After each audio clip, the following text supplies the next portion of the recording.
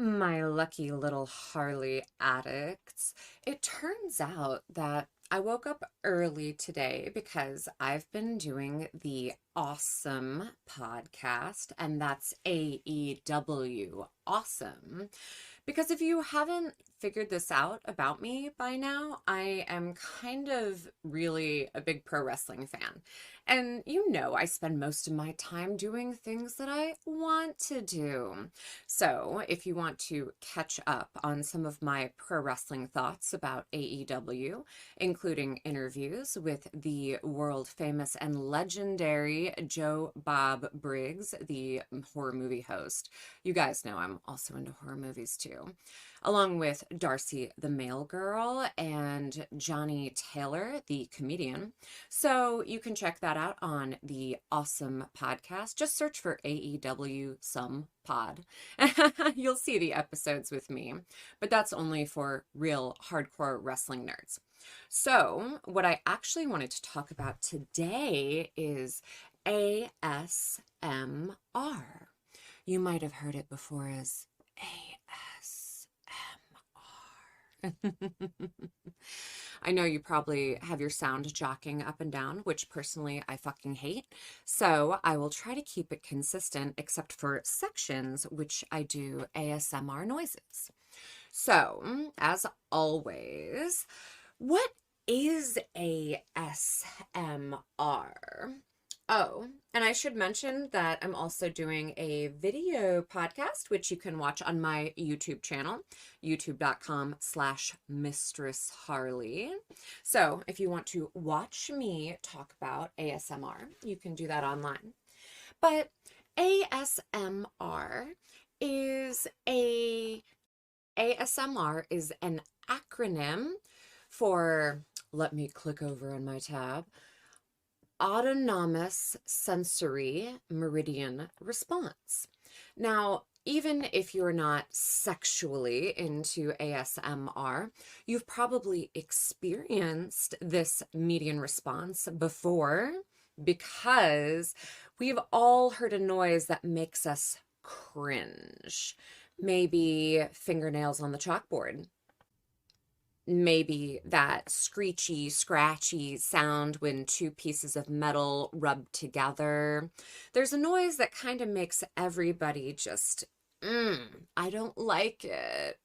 For me, it's when they use that like high pitched tinnitus noise in movies where a gunshot goes off next to someone's head and you hear that high pitched ee, and I fucking hate it. I actually wear earplugs to the movies to make it more of an enjoyable experience. Anyway, what happens in ASMR is that you experience a physical response to a noise. So, having described fingernails on the chalkboard, that's a pretty universal response. But for some people, it goes deeper than that. For some people, that response is almost as powerful as dragging a fingernail along the skin. It's almost as powerful as a physical touch. Have you ever heard a noise that's given you goosebumps? Have you ever listened to a voice that makes you respond in a way you didn't expect? So, what are some of these ASMR noises? Well, they range in the spectrum. So, on the horrible side, you have the screeching noise, the tinnitus noise, the fingernails on the chalkboard noise. But on the pleasurable side, you have silent, nearly quiet whispers. If my quiet whispering is making you have goosebumps, making your hair stand on end, then that's an ASMR response. Some people like the clickety clackety noise of fingernails on a keyboard or fingernails like mine tapping. Does that tapping noise make you feel anything? When you go into an office full of secretaries, do you become aroused for reasons you maybe fully don't understand. What's important is that understanding that these noises can induce responses in people. ASMR is even used in advertising. When you hear someone bite into a crispy pickle or a big juicy burger, or you hear that crunch of lettuce and that squelchy meat noise, that's ASMR. Some people love that crunch. Some people love mouth noises. And on the other side of ASMR, if ASMR is a pleasure response, the opposite negative response is the hatred of certain noises.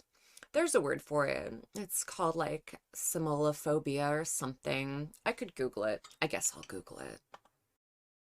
Okay, you guys, I Googled it and it's called misophonia.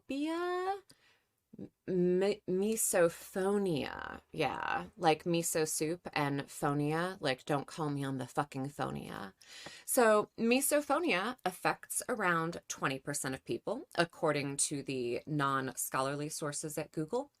And some of the most commonly hated noises are mouth noises. And like open mouth chewing is a great example. If you chew your food with your mouth open with me at the table, I will fucking slap you. I can't tell you how many dates I went on with literal, beautiful, six-pack having millionaires who chewed with their mouth open at the table. And I was like, I will never fuck you. But some people eroticize those same mouth noises that other people hate. So if you hate mouth noises, you might want to fast forward by like a minute because I'm going to make some of those mouth noises. So lipping. I meant lip licking. Lip smacking. Kissy noises. How about just that like wet mouth noise that people make? I see that called tongue clicking when it's in the captions on TV, and too many people make that noise. I know I need to cut down on my Valley Girl likes, but I grew up in California, so what am I gonna do? But that noise in TV, like, why are you making that noise? Don't make the noise. But I guess some people really get off on it.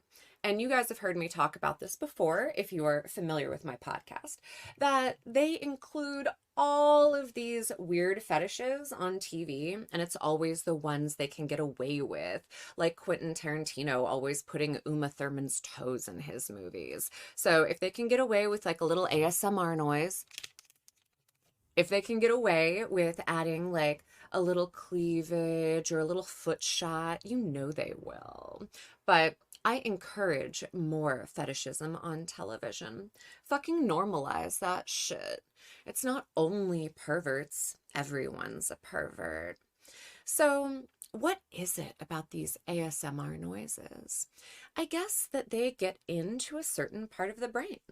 Whether you love them or have misophonia, it doesn't really matter. It's all acting on the same mechanism. Just like if you are sexually attracted to feet, it's working on the same mechanism as someone who's sexually attracted to big breasts or whatever feature. So, ASMR is just one of those little weird kinks that people have. And now I'm going to make some extended ASMR noises because I know that's why people clicked on this podcast. That's why you're watching the video. So I want you to relax. I want you to focus on my mouth, on what I'm doing with my tongue. Does that turn you on, consider this a little experiment.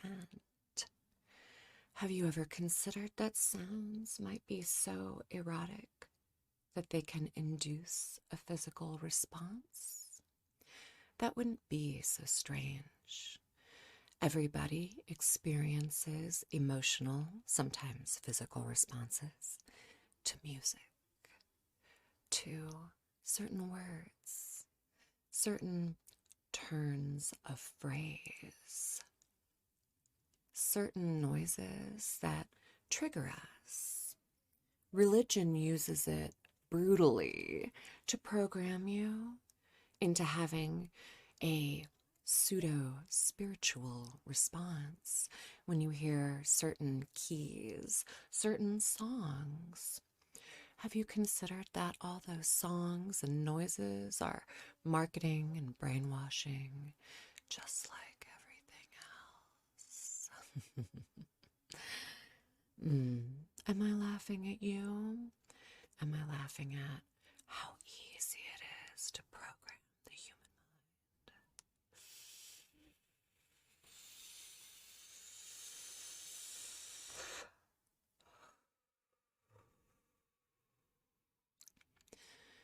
The mind is fragile and weak, especially when it is aroused, especially when you're forced to focus on something that gives you pleasure.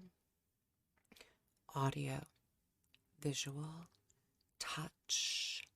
It doesn't matter which one of these senses are stimulated.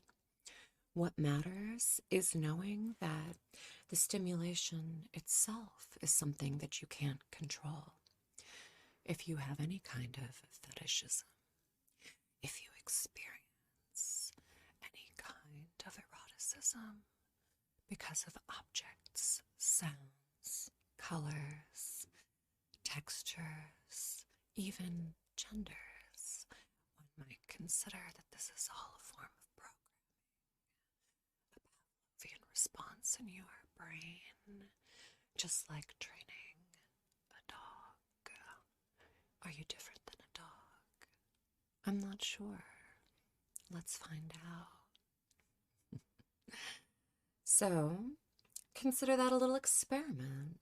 How did it make you feel? Did it arouse you? Did it bore you? Did it make you uncomfortable for some reason? I'm curious to know. So, tell me, how did a little ASMR experiment make you feel? Leave your comments on the YouTube video. You can always leave me a voice message on Spotify and anywhere you can find my podcast. As a reminder, you can find all my links at mistressharley.com. You can tweet at me or X at me at techdom. You can also subscribe to my YouTube channel, youtube.com/mistressharley, and look for me on upcoming AEW awesome podcasts where I talk about wrestling compulsively and shame all the other wrestling fans too. I can't help myself. It's too much fun. See you next time, bitches.